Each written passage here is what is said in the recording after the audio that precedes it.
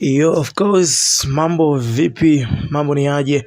Ni time nyingine tena ambayo tunakuwa tunasogezeana na kupeana habari mbalimbali za kiburudani zaidi ambazo zimezidi kuchukua nafasi kinoma noma.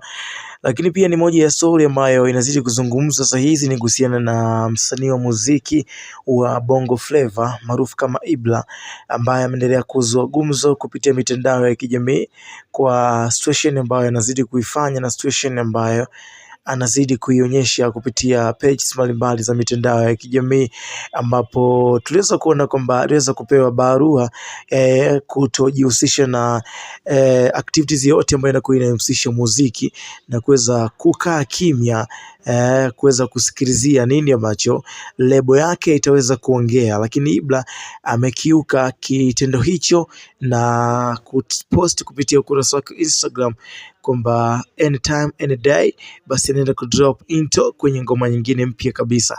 Ikumbukwe Ibra yupo kwenye ngoma pamoja na Vanilla, ngoma ambayo inaitwa Koki, na hii inakuwa ngoma yao ya pili kuweza kuifanya baada ya kufanya ngoma ambayo ilikuwa inaitwa Hakunaga.